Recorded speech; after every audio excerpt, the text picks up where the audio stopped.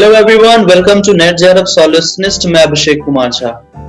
100% आयल NTA UGC NET के exam में लाना, वो भी तब जब पेपर इतना लेंदी हो, इतना टफ हो, तब और भी खास हो जाता है आपका 100% आयल। आज हमारे बीच में ऐसे ही टॉपर हैं जिन्होंने यूजीसी नेट के एग्जाम में ज्योग्राफी सब्जेक्ट से पूरा 100% आयल के साथ एग्जाम क्वालिफाई किया है।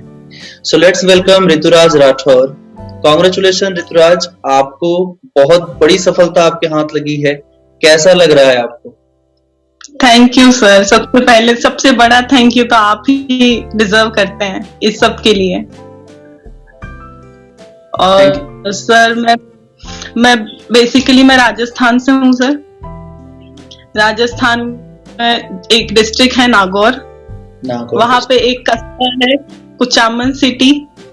अच्छा। और मैं उसके पास एक छोटे से गांव से हूँ सर, खारिया से हूँ मैं। अच्छा। तो मैंने अपने एकेडमिक्स 10th 12th सब यहीं से कुचामन सिटी से किया था सर जी। और हमेशा से ही मैं पढ़ाई में अच्छी थी। मैंने 12th बोर्ड्स में जो स्टेट में भी मैंने रैंक लाई थी, डिस्ट्रिक्ट टॉप किया था। क्या बात है, क्या बात है। फिर मैंने सर यूजी के लिए मुझे सबने बोला कि आपको बाहर जाना चाहिए, तो फिर मैं जयपुर में एडमिशन लिया था सर मैंने गवर्नमेंट कॉलेज में। फिर उसके बाद में सर मेरा बचपन से ही ड्रीम था मेरा स्टेट एडमिनिस्ट्रेशन में जाने का। तो मैंने उसकी प्रिपरेशन की थी मेरे बीए के बाद में। फिर उसकी प्रिपरेशन करते करते मैंने उसका प्री भी दिया था और मैंने मेंस भी लिखा था। मेंस में उस टाइम पे मेरी हेल्थ बहुत खराब थी, तो मुझे वो सिलेक्शन भी नहीं मिला और मुझे वापस गांव भी आना पड़ा। मैं अकेले सरवाइव नहीं कर सकती थी वहां पे।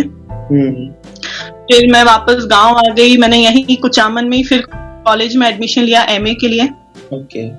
फिर मुझे पता चला कि ऐसा भी कोई एग्जाम होता है नेट जेआरएफ। मेरे कॉलेज के प्रोफेसर्स ने बोला कि आप ये वाला एग्जाम भी दो, एडमिनिस्ट्रेशन तो ठीक है, उसकी वैकेंसी आएगी तब देख लेना, पहले ये वाला भी आप देख के देखो। तो मैंने उनसे पूछा कि कैसे क्या होता है, फिर उन्होंने मुझे थोड़ा गाइड किया। 5 महीने ही सर मैं प्रीवियस में कॉलेज जा पाई थी। फिर 2020 में लॉकडाउन हो गया था। तो फिर लॉकडाउन के बाद में मैंने घर से ही अपने से ही तैयारी करना शुरू किया। मैंने कहा दे देते हैं, प्रीवियस में ऐसे ही अटेम्प्ट दे लेते हैं, जरूरी नहीं है कि 100% तैयारी हो तभी दे। तो मैंने अपना पहला अटेम्प्ट मई 2020 का देना था सर मुझे। अच्छा। पर वो नवंबर में हुआ था एग्जाम 2020। वो एग्जाम मैंने दिया सर, मेरा नेट हो गया था फर्स्ट अटेम्प्ट में। हाँ जी सर। तो उससे पहले मैंने यूट्यूब पे सर्च किए वीडियोस, जैसे बाकी सभी स्टूडेंट्स करते हैं। यूट्यूब पे सर्च किया एनटीए यूजीसी नेट के लिए ज्योग्राफी के टीचर। तो सर आपका सजेशन मिला मुझे। फिर मैंने एन अकेडमी ऐप इंस्टॉल किया, फिर आपको सर्च किया, आपकी क्लासेस मैंने फ्री क्लासेस देखी थी सर पहले। फिर ऐसे गांव में होता है पेरेंट्स को कि मतलब ऑनलाइन है, क्या पता विश्वास वाले हैं कि नहीं है, ऐसे ही हम फी दे दें और फिर क्या पता अच्छी पढ़ाई हो या ना हो। बहुत सारे थे, पर मैंने सब्सक्रिप्शन ले लिया था सर अक्टूबर में। अक्टूबर में सब्सक्रिप्शन लिया, नवंबर में एग्जाम था। अच्छा। तो मैंने जितना भी मुझसे हो पाया मैंने 1 महीने में किया, क्लासेस की, नोट्स पढ़े, पीडीएफ्स। और जब मेरा नेट हुआ था सर, नेट भी मेरा पेपर 1 की वजह से हुआ था सर। मेरे 34 मार्क्स थे पेपर 1 में और ज्योग्राफी में 57 थे। क्वेश्चंस मेरा सब जी सर, इतने क्वेश्चंस थे। वो पेपर 1 की वजह से ही नेट हुआ था। फिर मुझे लगा नेट तो हो गया, पर इस नेट का यूज क्या है, मेरा सब्जेक्ट तो इतना वीक है। सब्जेक्ट को मुझे स्ट्रॉन्ग करना था। फिर मैंने बस नवंबर के एग्जाम मैंने दिसंबर से फिर से तैयारी करना शुरू की सर आपकी क्लासेस से। और दिसंबर से तैयारी करते फिर 2021 में लॉकडाउन हो गया। फिर फैमिली में कुछ प्रॉब्लम थी तो उस वजह से भी थोड़ा डिस्टर्ब रही मैं। पर जैसे भी हो आपके साथ रह के, आपके वीडियोस फॉलो करके, पूरा अन अकेडमी से ही मैंने पढ़ाई की थी। और ये जो एग्जाम था जनवरी 2022 में, इसमें सर जेआरएफ भी हो गया। और इस बीच में सर मेरे और भी एग्जाम्स थे, मेरे मास्टर्स के भी एग्जाम थे, मेरे फाइनल ईयर का एग्जाम था। वो भी दिसंबर में ही उसका रिजल्ट आया है। बस यही है। बहुत पेशेंस के साथ आपने पूरी प्रिपरेशन की और फाइनली रिजल्ट आपके सामने है। घर में बहुत खुशी का माहौल है और बहुत जी सारी सर। मिठाइयां भी खाई हैं आपने, जैसा कि आपने कहा। अच्छा ऋतुराज, मुझे ये बताओ आप कि जैसे कोई भी स्टूडेंट अगर इस एग्जाम की प्रिपरेशन करना चाहता है तो वो कहाँ से शुरू कर सकता है, कैसे शुरू कर सकता है? सर जैसे कि अभी ज्योग्राफी मेरा तो 11th-12th से मेरे पास ज्योग्राफी है एज ए सब्जेक्ट। जी। तो मैंने 11th-12th पढ़ा, फिर 3 साल मैंने बीए में पढ़े, फिर मास्टर्स में आई तभी ध्यान आया कि अच्छा ऐसा एग्जाम होता है तो ज्योग्राफी पे ही कंसंट्रेट करना है, बाकी के सब्जेक्ट्स को हटाओ। फिर ज्योग्राफी जो हम रेगुलर पढ़ते हैं एकेडमिक्स में, जो हम बेसिक्स पढ़ते हैं, अगर हमारे बेसिक्स स्ट्रांग नहीं होंगे तो फिर हम आगे की तैयारी नहीं कर पाएंगे। तो हमेशा से इंटरेस्ट होना चाहिए उस सब्जेक्ट में, तभी हम आगे उसको लेके जा सकते हैं। जब तक हमारा इंटरेस्ट ही नहीं है, मेरा भी पहले इंटरेस्ट नहीं था, मुझे पॉलिटिकल साइंस पसंद थी, मैंने उससे वो भी ले लिया था एडमिशन यूनिवर्सिटी में मास्टर्स के लिए। अच्छा। पर मैं गई नहीं यूनिवर्सिटी। हाँ, मतलब आप पॉलिटिकल साइंस के स्टूडेंट होते होते रह गए। हाँ सर, पता नहीं क्यों कैसे हुआ, पर जो हुआ अच्छा हुआ। सही बात है, कहते हैं जो होता है अच्छे के लिए होता है। अच्छा, आपकी क्या स्ट्रेटजी थी इस एग्जाम की प्रिपरेशन को लेकर के? अपनी स्ट्रेटजी आप बताइए लर्नर्स को थोड़ा। जी सर, जैसे मैंने बोला, मैंने अनअकैडमी से ही आपको फॉलो किया। तो मेरा ऐसे होता है सर, मैं आपके जो पीडीएफ्स होते हैं वो तो है, पर मैं अपनी लैंग्वेज में खुद जो मुझे समझ में आ सके ऐसे मैंने नोट्स बनाए। शॉर्ट्स नोट्स बनाए मैंने, पेपर 1 के लिए भी, पेपर 2 के लिए भी शॉर्ट नोट बनाए। और रोज जैसे आपकी क्लास होती है, वीडियो चल रहा है, पर ऐसे नहीं है कि आप पीडीएफ वाली ही चीजें बताएंगे, आप जो भी एक्स्ट्रा बताते थे मैं उसको नोट कर लेती थी। मैं टेबल पे क्लास ले रही हूँ तो मैं लिख लेती थी टेबल पे कि हाँ ये सर ने ये वर्ड बोला है। क्लास के बाद में मैं उसको सर्च करती थी कि ये होता क्या है, अगर सर ने बोला है तो इम्पोर्टेंट ही है, तो उसके बारे में एक्स्ट्रा नॉलेज खुद से भी मैंने लिया है। बिल्कुल, जितना हो सके मैंने इंटरनेट पे भी जो आप बताते थे। और सर करंट अफेयर्स मतलब आजकल हर एग्जाम में इम्पोर्टेंट हो गया है, तो करंट अफेयर्स यहाँ से भी हमें करंट अफेयर्स की नॉलेज मिले। अब ऐसे इतना टाइम नहीं है कि हम न्यूज देखें, न्यूज में वैसे भी कुछ इम्पोर्टेंट बताते नहीं है। जियोपॉलिटिकल जो रिलेशनशिप आजकल चल रहे हैं ऑल ओवर वर्ल्ड, तो वो मैंने इंटरनेट पे देखा। उनके बाद जो भी मैं बोल रही हूँ कि आप कुछ भी बोलेंगे एक्स्ट्रा, तो वो मैं नोट करती थी कि सर ने बोला है तो मुझे इसको पढ़ना है, ये होता क्या है। ऐसे किताबों में भी मैंने लिखा हुआ है ऊपर, शॉर्ट में आप जो भी वर्ड बोलते थे मैं सारे नोट करती थी। Good good. तभी देखिए छोटे छोटे एफर्ट्स ही होते हैं ना जो आपको दूसरों से बेहतर बनाते हैं। जी सर, ऐसा नहीं है कि सिर्फ जो सर टॉपिक पढ़ा रहे हैं हम वही सुनेंगे, एक्स्ट्रा जो बता रहे हैं वो हम नहीं सुनेंगे। एक्स्ट्रा में भी बहुत सारी चीजें होती है, हम एक चीज ढूंढने जाते हैं 10 चीजें नहीं मिलती है, तो वो नया नॉलेज हमें मिलता है। पेपर 1 के लिए भी सर मैंने सेम किया था, मैं वीडियो देखती थी, मैंने पीडीएफ नहीं पढ़े सर पेपर 1 के लिए, मैं वीडियो देखती, अपनी लैंग्वेज में मैंने नोट्स बनाए, और फिर जो पीवाईक्यू थे बस उनको लिया और उन नोट्स को दिन में एक बार पीवाईक्यू देख लिए 1 घंटे के लिए, 1 घंटे के लिए अपने नोट्स देख लिए, बस पेपर 1 के लिए सिर्फ इतना ही किया मैंने। और ज्योग्राफी तो सर जितनी क्लासेस होती, पीवाईक्यू और आपके जो प्रैक्टिस सेशंस जो आपने लिए हैं लास्ट में सर, वो तो मतलब उनका भी कोई वो नहीं है कि इतने सर आपने क्वेश्चन कराए, लगभग 3000 के समथिंग आपने एमसीक्यू प्रैक्टिस करवाए थे हम लोग को एग्जाम टाइम में। वो बहुत बेनिफिशियल थे सर एग्जाम के लिए।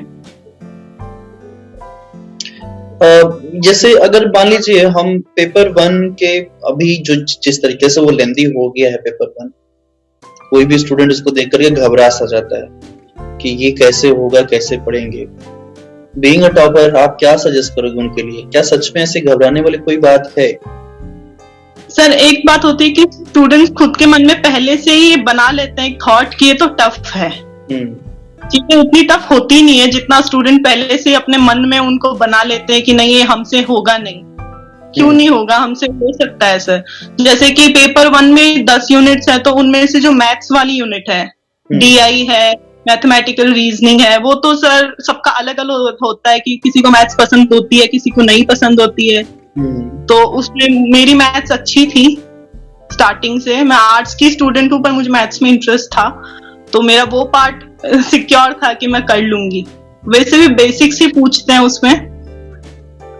ऐसा तो जनरली वो मतलब ये देखा गया है कि लड़कियां डरती हैं थोड़ा सा, मतलब ये देखा गया है ज्यादातर में ऐसा होता है कि वो आर्ट्स बैकग्राउंड की होती हैं तो मैथ से थोड़ा डर भी लगता है, तो ये चीज आपके साथ नहीं थी, ऐसे बहुत सारे गर्ल्स के साथ होता भी है, और कहीं ना तो कहीं मैं मुझे यही वाला सेक्शन उन्हें ले डूबता है एग्जाम में। हाँ सर, मेरा मैथ्स और साइंस तो हमेशा से स्ट्रांग था, मुझे साइंस मैथ्स ही लेना था। वो भी एक स्टोरी है कि मैं 11th में मुझे साइंस मैथ्स ही लेना था, पर फिर मैं आर्ट्स में आ गई कि मुझे नहीं बैठना उस क्लास में, मुझे वो फील नहीं आ रही कि मुझे पढ़ना है। अच्छा। तो सर बाकी जो सर टीचिंग है, कम्युनिकेशन है, ये 2 यूनिट तो ऐसा है कि हम खुद को क्लास में अज्यूम कर सकते हैं as a teacher, as a student, तो उसी से ही 2 यूनिट तो क्लियर हो जाती है। और सर आरसी में तो कुछ कहने ही क्या, आपने जो ट्रिक बताई थी बेस्ट है वो। तो ये 5 यूनिट तो ऐसे ही होगी। और सर पीपल एंड एनवायरमेंट का तो ऐसा है, बहुत ही वास्ट है सर, कितना भी पढ़ लो। ऐसे बीइंग ए ज्योग्राफी स्टूडेंट हमें एक वो फायदा है कि हमारे भी उस एनवायरमेंट हम ज्योग्राफी में भी पढ़ते हैं तो थोड़ा सा फायदा हो जाता है, पर सर उसको कवर नहीं कर सकते, बहुत ही वास्ट है वो। और हायर एजुकेशन तो हम खुद हायर एजुकेशन में है तो उसकी नॉलेज लेना बहुत ही बढ़िया है, तो वो हो जाता है। एंड आईसीटी सर मेरा तो खुद का कंप्यूटर साइंस था मेरे पास, सब्जेक्ट एज अ सब्जेक्ट था मेरे पास। अच्छा। तो मेरे को आईसीटी में भी कोई दिक्कत नहीं आई थी, आईसीटी बहुत ही इजी था। और सर सबसे बड़ा है इंडियन लॉजिक, लॉजिकल रीजनिंग, जिससे लोग बहुत ही ज्यादा डरते हैं। तो मेरा पेपर 1 में मेरा फेवरेट यूनिट वही थी, लॉजिकल रीजनिंग। और कैसे आपका फेवरेट यूनिट बन गया वो, मतलब मैं देख रहा हूँ कि ज्यादातर बच्चे यही पूछ रहे हैं कि सर कैसे उसको तैयार किया जाए। तो मुझे बहुत अच्छा लगता था कि यार इसमें कुछ नया है, बाकी सब तो मैं कर ही रही थी, बाकी सब मेरे लिए नया नहीं था। मैंने स्टेट पीएससी की भी तैयारी की तो मैंने बहुत सारे सब्जेक्ट पढ़े हुए थे, पर मुझे इंडियन लॉजिक बहुत नया लगता था, मुझे ऐसा लगता है इसमें है कुछ सीखने लायक, ये अच्छा है, इंटरेस्टिंग है। तो इंटरेस्ट होना जरूरी है ऐसा किसी भी चीज के लिए, आप इंटरेस्ट के साथ पढ़ाई करेंगे तो वो ज्यादा आपको जल्दी समझ में आएगा। और ऐसा नहीं होता है, लोग मुझसे पूछते हैं आप कितने घंटे पढ़ाई करते थे इस एग्जाम के लिए, तो मैंने कहा घंटे कोई फिक्स नहीं होता, कई बार ऐसे 4-5 दिन तक भी पढ़ाई नहीं हो पाती है, होता है ऐसे, घर परिवार में रहते हैं तो। पर मेरा ऐसे था कि दिन में मुझे भले एक लाइन ही सीखूं, एक क्वेश्चन ही सीखूं, पर मुझे कुछ नया सीखना है। वो मेरा 3-4 साल पहले मुझे किसी ने बोला था, मेरे एक टीचर ने, कि एक स्टूडेंट लाइफ में अगर आप जब तक हो, आप रोज सोने से पहले याद करो कि आपने आज नया क्या सीखा है। तो मेरा वो रोज सोने से पहले मैं सोचती हूँ कि हाँ आज मैंने कुछ नया सीखा है, मेरा दिन अच्छा था, मैंने कुछ किया है। तो वो मेरा नियम है सर कि कुछ भी अगर कहीं वो नहीं हो रहा, मैं कहीं बाहर हूँ, फैमिली फंक्शन में हूँ, मैं बस अनअकैडमी ऐप ऑन करती, उस पर प्रैक्टिस सेशंस, बहुत सारे टेस्ट वगैरह सब अवेलेबल थे, कुछ भी उठाया, भले पेपर 1 हो भले ज्योग्राफी हो, उसका प्रैक्टिस मैं करके बस 5 मिनट लगो 10 मिनट लगो उसकी प्रैक्टिस करनी है, मुझे कुछ नया देखना है बस आज के दिन में। ये पूरे साल मैंने सर अपनाया है। कई बार ऐसा लगता, हाँ सर 1 ईयर के लिए, कई बार ऐसे लगता बहुत ही बोरिंग हो रहा है, ये मैं क्या कर रही हूँ। जब एग्जाम बार जुलाई अगस्त के बाद में सर पेपर आज होगा, अगले महीने होगा, 10 दिन में होगा, बहुत ही वो ऐसे था कि हम क्या करेंगे, अब एग्जाम नहीं हो रहा है और किसी एग्जाम की तैयारी नहीं कर पा रहे हैं। तो उस टाइम पे लगता था, घर वाले भी पूछते थे एग्जाम होगा क्या, तू कर लेगी क्या, तो मैं खुद को समझाती थी नहीं मैं कुछ कर रही हूँ, तो बस मुझे इसी पे ध्यान देना है कि मुझे इधर उधर नहीं देखना, सिर्फ स्ट्रेट देखना है, तभी कुछ मिलेगा। तो सर पेशेंस भी जरूरी है इस तरह से एग्जाम्स के लिए, क्योंकि आजकल वो नहीं हो, वैसे स्टेट एग्जाम्स तो पोस्टपोन हो गए, अभी आज ही सर आरएस का एग्जाम, मेंस परसों एग्जाम है और आज पोस्टपोन कर दिया। तो स्टेट के एग्जाम्स तो ऐसे होते रहते हैं, पर एनटीए ने भी ऐसे, जब से हम एग्जाम देने लगे एनटीए का भी ऐसे हो रहा है कि पेपर होगा नहीं होगा, अगले महीने होगा, रिजल्ट आ रहा है नहीं आ रहा है। सच तो सर पेशेंस की बहुत जरूरत है आजकल स्टूडेंट्स को। आपसे बेहतर, मेरे से बेहतर कौन समझ सकता है ये बात कि जब हम लोग क्लास करते थे तो यही होता था, सर एग्जाम कब होगा, एग्जाम कब होगा, एग्जाम कब होगा, और जब एग्जाम हो गया तो सर रिजल्ट कब आएगा, रिजल्ट कब आएगा। हाँ वो तो मैं सोच रही हूँ, जब से हमने एग्जाम देना शुरू किया तभी से ऐसा हुआ है, तब से ऐसा हो रहा है, इसके पहले ऐसा बिल्कुल भी नहीं था, बहुत पंक्चुअल ये एग्जाम बहुत पंक्चुअल होता था, बहुत टाइम पे एग्जाम होना, रिजल्ट आना, सब कुछ अपने आप होता था। लेकिन अभी ये बहुत पैंडेमिक सिचुएशन भी ऐसी ही है, उसका फायदा मिल रहा है इन लोगों को, एक बहाना भी मिल रहा है, कह सकते हैं हम, जी है ना। अच्छा, जैसे आप जब पढ़ाई करते थे, इतना सब कुछ पढ़ना होता है, पेपर 1, पेपर 2, इतने यूनिट्स टेनिस में, टेनिस में इतना कुछ पढ़ना होता था, कैसे आप रिवीजन कैसे करते थे, सब कुछ याद कैसे आप रखते थे? क्योंकि 100 परसेंटाइल है आपका, तो 100 परसेंटाइल लाने के लिए आपको कुछ ऐसा तो जरूर करना पड़ा रहा होगा, कैसे याद रखते थे आप? मैं समझ रहा हूँ कि ये क्वेश्चन जो भी ये वीडियो देख रहा होगा उसके मन में ही आ रहा। जी सर। तो सर याद का ऐसा है कि क्लासेस कभी कभी आपकी 2 क्लासेस होती थी, कभी 3 क्लासेस हो जाती थी।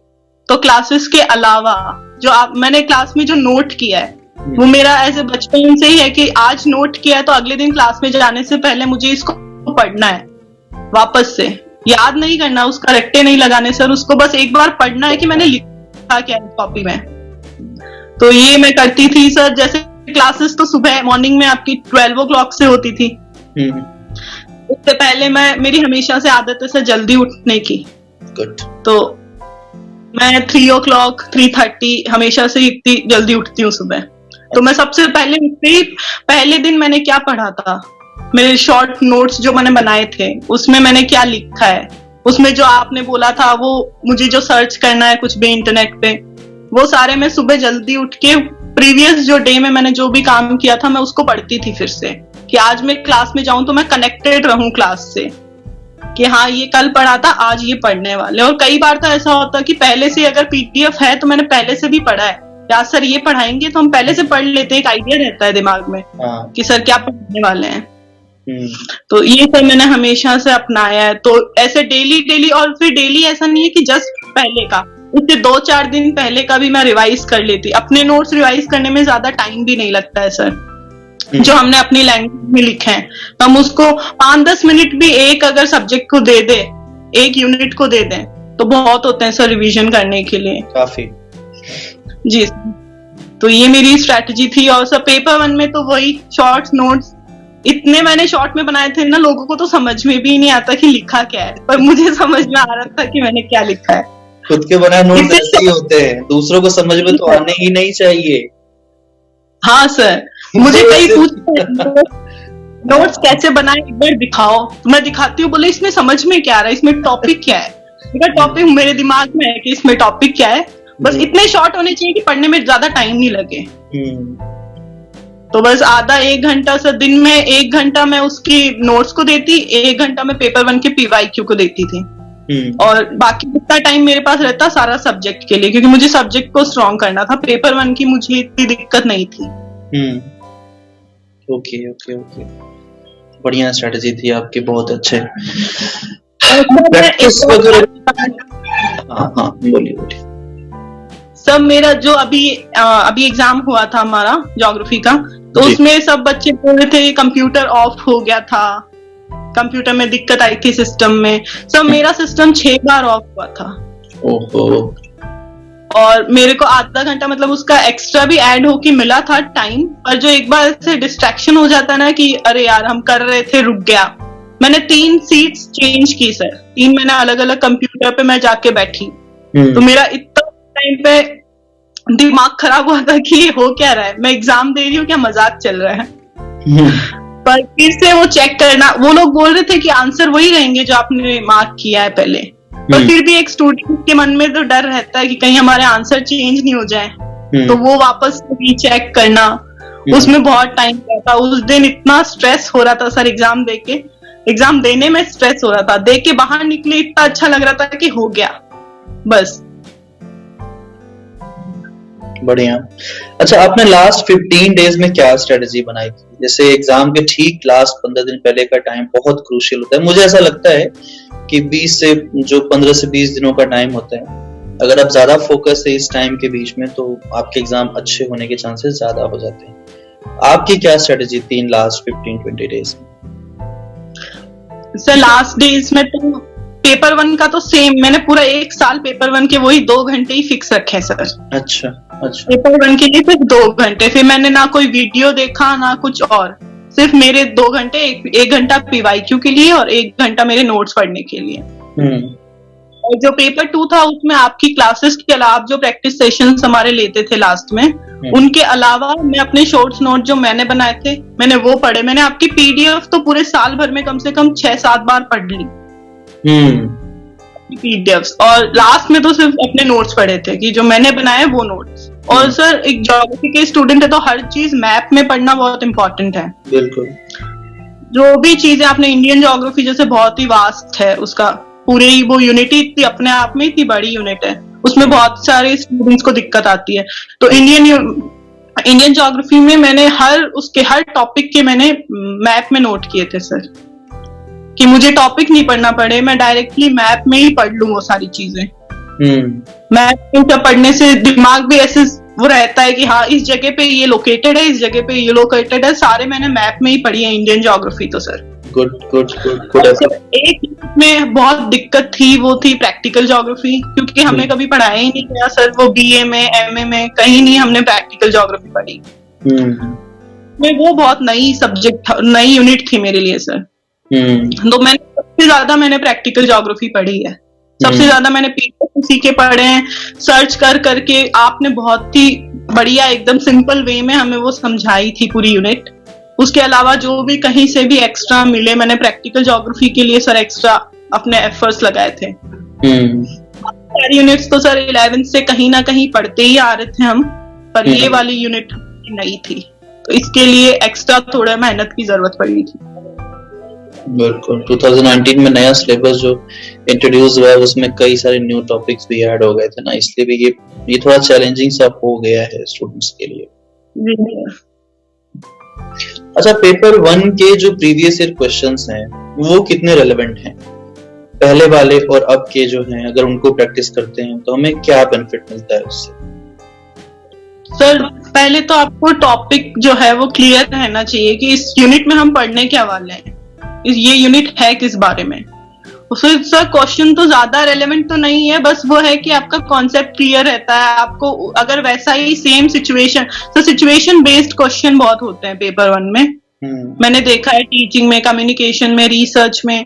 तो अगर आप पहले के आप पीवाईक्यू देखते हैं तो आपको आइडिया रहता है कि अगर ऐसी सेम सिचुएशन वाला कोई क्वेश्चन आ गया तो हम अटेम्प्ट कर सकते हैं। तो इन तीनों में ही है सर बेसिकली। तो बाकी सर डीआई के लिए बेस्ट है सर पीवाईक्यू। डीआई से जितने स्टूडेंट्स डरते हैं उतने डरने की जरूरत नहीं रहती है। डीआई बहुत ही इजी एक है पोर्शन, उसको हम पीवाईक्यू से भी क्लियर कर सकते हैं।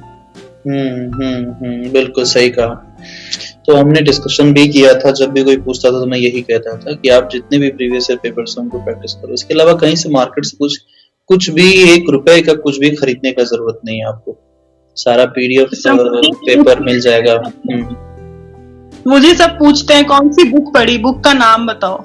मैंने कहा कोई बुक नहीं है ऐसी, कोई ना मार्केट में है ना अभी आने वाले कुछ सालों तक तो आएगी।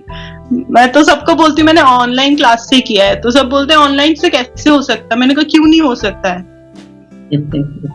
आप भी ट्राई कीजिए, आपका भी हो सकता है। कितना रेलेवेंट मानती हैं आप, अगर अब ऑनलाइन की बात आ ही गई है तो ऑनलाइन को आप कितना रेलेवेंट मानती हैं? कितना रोल रहा आपके इस एग्जाम के क्वालिफाई करने में, और आप क्या सजेस्ट करना चाहेंगी एक जेआरएफ होने के नाते, जबकि आपकी सारी पढ़ाई आपने खुद ही कहा कि ऑनलाइन हुई, तो आप लर्नर्स को क्या सजेस्ट करना चाहोगे? सर ऑनलाइन एजुकेशन जो ये अभी मैंने तो ऑनलाइन एजुकेशन ही लिया इस एग्जाम के लिए बेसिकली। मतलब पहले मैं जयपुर गई थी अपनी पढ़ाई के लिए, मैंने कोचिंग भी की थी। तो सर एक्स्ट्रा जो खर्चे भी होते हैं, हम कहीं बाहर जाते हैं घर से, रहने का, खाने का, कोचिंग का, उसमें जाने आने का, और फिर सर लड़कियां हैं तो फिर घर वालों को एक्स्ट्रा टेंशन उसकी भी लगी रहती है। बिल्कुल बिल्कुल। तो ऑनलाइन में जब से मैंने कोर्स लिया, मम्मी ने बोला हो जाएगा, मैंने कहा हाँ हो जाएगा, मैं कर लूंगी। तो मैं बस एक ही रूम में बैठ के जब भी टाइम मिलता, सर इतना वो गांव में कभी कभी नेटवर्क इश्यू भी रहता है, तो उस वजह से मैं रात को क्लास नहीं ले पाती थी। मैं मॉर्निंग में क्लास लेती, दोपहर में। सो ऑनलाइन का सबसे बड़ा फायदा तो यही है, कभी भी कहीं भी बैठ के आप क्लास ले सकते हो। तो कहीं जाना भी होता था तो मैं चली जाती, मैंने कहा हाँ चलते हैं, मैं क्लास वहां से कर लूंगी। बस क्लासेस करनी है, आप कहीं से भी कर सकते हो। तो सर गांव के बच्चों के लिए तो एक रेवोल्यूशन है सर ऑनलाइन एजुकेशन। बिल्कुल, बिल्कुल सही बात। मतलब पूरा फ्रीडम है ना आपके पास, आप कभी भी पढ़ो, कोई क्लास छूटने का टेंशन नहीं, अरे नहीं पहुंच पाएंगे टाइम से तो इतने मिनट की क्लास छूट जाएगी और टॉपिक ही छूट जाएगा, पूरा पूरा लेक्चर ही छूट जाएगा, ऐसा भी कोई टेंशन नहीं है, सब कुछ आपको मिलता ही है। सबसे बड़ी बात यह है कि हाँ लाइव सर। भी मिलता है, रिकॉर्डिंग भी मिलता है, तो आप जब चाहें जितनी बार चाहें। हमें एक बार में नहीं समझ में आया तो 2 बार देख लो दो बार। वीडियो, 3 बार वीडियो देख लो। आपको एक एजुकेटर का नहीं समझ में आ रहा तो आप और किसी को देख लो। सब एक स्टूडेंट के पर्सपेक्टिव से तो सर ऑनलाइन एजुकेशन तो रेवोल्यूशन है सर इंडिया में। बिल्कुल सही बात है। जब आप किसी एग्जाम की तैयारी कर रहे होते हो तो हम कुछ ना कुछ सोच करके ही उसकी तैयारी शुरू करते हैं, और उसके लिए कहीं ना कहीं हमारा जो एक मोटिवेशन है वो कहीं से होकर के आता है, वही मोटिवेशन होता है और उसी के साथ आप आगे बढ़ते हो। ऐसा क्या था आपके लिए कि नहीं, इस एग्जाम को क्वालिफाई करना है? दूसरा मैंने बताया आपको, मैंने कॉलेज में एडमिशन लिया था तो मेरे मास्टर्स के जो प्रोफेसर्स थे उन्होंने मुझे बोला आपको ये एग्जाम की तैयारी करनी चाहिए। मैंने पहली बार सर नाम सुना था इस एग्जाम का, मुझे अच्छा। कोई आइडिया नहीं, अच्छा। मेरा ये एम ही नहीं था सर।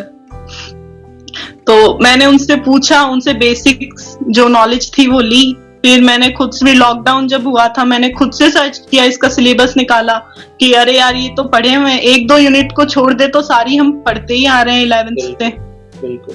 तो वो था कि ये तो हम कर लेंगे। और सर ने अगर बोला है कि मैं हमेशा से सर बोलने में अच्छी थी कि अगर कॉलेज में भी कोई कहीं पढ़ाना वगैरह लेक्चर लेना हो तो मैं हमेशा से आगे रहती थी। सर ने बोला कि आप में है ये क्वालिटी तो आपको ट्राई करना चाहिए कॉलेज एजुकेशन के लिए। मैंने कहा ठीक है सर। तो वही लॉकडाउन में मैंने पूरी, सर लॉकडाउन हुआ तो कई लोग बोलते बहुत बुरा हुआ, तो मैं बोलती मेरे लिए तो अच्छा था लॉकडाउन। सही बात। लॉकडाउन में ही सर पूरी घर पे बैठे, कहीं जाना नहीं है, कहीं आना नहीं है, बस एक पढ़ाई में उसी चीज में लगी रही सर। और मैंने कहा सर अचीव करना है। मेरे कॉलेज के प्रोफेसर्स ने बोला था कि हो जाता है, फाइनल ईयर के बाद में लोग स्टार्ट करते हैं, पर आप अभी से स्टार्ट करो तो हो जाएगा। मैंने कहा मुझे करना ही है, एमए के साथ साथ ये मेरा ये हो जाना चाहिए, और ये हो भी गया सर। चलिए। और जो सर मेरा जो मोटिवेशन है सर, मेरे घर में कोई हायर एजुकेशन में नहीं है, ज्यादा पढ़े लिखे कोई नहीं है, पर मेरे सर दादाजी का सपना था कि मैं कुछ करूं। और मेरी मम्मी सर बहुत सपोर्टिव है, सर घर में सब लोग ही बहुत सपोर्टिव है कि ऐसा नहीं है कि गांव में रहते हैं तो कुछ भी भेदभाव है, ऐसा कुछ नहीं है। पढ़ाई के लिए मुझे कोई काम नहीं बोला जाता है सर घर पे करने के लिए ना मुझे ऐसा बोला जाता है कि तू सारे दिन क्यों ऐसे ही बैठी रहती है, कहीं मतलब बाहर निकल। सर मैं कहीं नहीं जाती हूँ, मैं सिर्फ घर पे रहती हूँ, पूरे दिन मैं घर पे रह सकती हूँ, मैं ऐसे इंसान हूँ। बस वो पढ़ाई पढ़ाई पढ़ाई। सब लोग, मम्मी तो लास्ट टाइम पे सर एग्जाम जब नहीं हो रहा था तो बोलती थी एग्जाम तो हो नहीं रहा है, तेरी क्या हालत हो गई है, सारे दिन पढ़ते पढ़ते, छोड़ दे इसको, कि मतलब थोड़ा बाहर निकल, अपनी जिंदगी भी तो जी। मैंने कहा बहुत लंबी पड़ी है अभी, तो अभी कुछ कर लेते हैं, यही टाइम है सर। सही बात है। तो मेरे मम्मी पापा का बहुत सपोर्ट था सर मुझे स्टार्टिंग से ही। बहुत अच्छे, ऐसे लकी पेरेंट्स बहुत कम ही स्टूडेंट्स को मिल पाते हैं। बहुत सपोर्टिव पेरेंट्स का सपोर्टिव होना बहुत जरूरी है। बाकी दुनिया क्या आपके साथ कैसा बिहेव कर रही है उससे फर्क नहीं पड़ता है। फर्क से इस बात से है कि आपके जो अपने आपके पेरेंट्स हैं वो आपके साथ कैसा ट्रीट करते हैं। और मैं तो यही कहूंगा कि अगर आपके जैसे पेरेंट्स हर किसी को मिल जाएं तो उस बच्चे का भविष्य बिल्कुल बन जाए। जी सर, पेरेंट्स का सपोर्ट सबसे ही ज्यादा इम्पोर्टेंट है सर, बाकी दुनिया मैटर ही नहीं करती है अगर वो दोनों साथ है तो। बिल्कुल बिल्कुल। आज उन्हें प्राउड फील हो रहा होगा कि आज उनकी बेटी ने जो दिन रात मेहनत कर रही थी, आज वो मेहनत कहीं ना कहीं अब तो दिख गई सबको।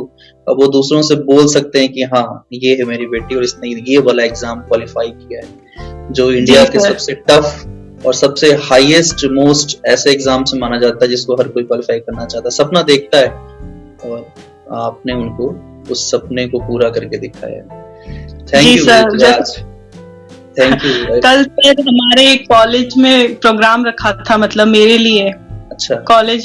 कॉलेज वालों ने मेरे लिए एक प्रोग्राम रखा था कि आप आइए, अब हमारे कॉलेज से हैं तो हम भी कुछ करना चाहते हैं आपके लिए। तो मैं मम्मी पापा दोनों को लेके गई थी सर। अच्छा। मम्मी कहीं नहीं गई थी मेरे साथ, स्कूल कॉलेज मम्मी कहीं भी नहीं गई, तो मैं मम्मी को लेके गई थी। मम्मी पापा दोनों थे, वापस जब हम आए सर, वहां पे मीडिया भी था, सबने मेरे इंटरव्यू भी लिए, न्यूज़पेपर में भी आया है सर आर्टिकल। क्या बात है, क्या बात है। तो मैंने वापस आके पूछा आप लोग को कैसा लग रहा है, तो मतलब उन लोग के पास शब्द नहीं है कि कैसा लग रहा है। सही बात है, हर पेरेंट्स अपने बच्चों को वहां देखना चाहते हैं, ऊपर देखना चाहते हैं, और जब वो मौका आता है तो वो उस खुशी को शब्द में तो बयां कहीं से भी नहीं कर सकते। वो बस खुशी है जिसे वो दिखा सकते हैं, आपको जाहिर नहीं कर सकते कि हाँ मैं कितना खुश हूँ। थैंक यू रुद्राज, इतनी अच्छी और अच्छी स्टोरी आपने बताई। मैं चाहूंगा कि आप अपने शब्दों में हमारे लर्नर्स के लिए, जो इस वीडियो को देखेंगे, आप उनके लिए कुछ ऐसे शब्द बोलें जो उन्हें आने वाले एग्जाम के लिए मोटिवेट करे और उन्हें हेल्प करे इस एग्जाम की प्रिपरेशन के लिए। हाँ, सबसे पहले तो यही है कि किसी भी चीज को देख के आप पहले से मत डर जाओ कि नहीं ये तो नहीं होगा, ये तो बहुत ही टफ है। पहले से ही हम हमारे दिमाग में ऐसा बना लेते हैं थॉट कि हमसे तो नहीं होगा। क्यों नहीं होगा, बाकी लोग भी कर पा रहे हैं तो आप लोग भी कर सकते हो। सब स्टूडेंट्स एक जैसे ही होते हैं, जब पढ़ रहे होते हैं, जब स्टूडेंट लाइफ में होते हैं तो सभी एक जैसे होते हैं। कोई मैटर नहीं करता किसके कितने परसेंट थे, किसके कम थे, किसी के ज्यादा थे। बस वो है कि आपको, मैं हमेशा से देखती हूँ सर, स्टूडेंट्स होते हैं हम ये भी कर लेंगे, हम ये एग्जाम भी कर लेंगे, हम ये एग्जाम भी कर लेंगे। ऐसा नहीं होता है सर, हमें कॉन्सेंट्रेट होकर सिर्फ एक ही एग्जाम की तैयारी करनी होती है, तभी हमें सक्सेस मिल पाती है। आजकल की लाइफ में सबको रहता है कि जॉब मिल जाए जल्दी से जल्दी, हम ये एग्जाम भी दे लें, हम कोई बड़ा एग्जाम दे रहे हैं वो भी दे लें, हम कोई छोटा एग्जाम दे रहे हैं वो भी दे लें। ऐसा नहीं होता है। हम सिर्फ एक लक्ष्य को लेके जब तक आगे नहीं बढ़ेंगे तब तक हम सफलता नहीं मिल सकती है सर हमें। तो मेरा यही कहना है कि आप लोग अपना लक्ष्य बना लो, भले ही आज से हो, अगर आपको बनाना है तो उस दिन से ऐसा बनाओ कि अब मुझे क्लियर करना ही है। डेली थोड़ा थोड़ा पढ़ो, ऐसा नहीं है कि एक ही दिन में कुछ अचीव हो जाएगा। कम से कम 8 महीने तो सिलेबस कवर करने में ही लग जाते हैं मेरे अकॉर्डिंग।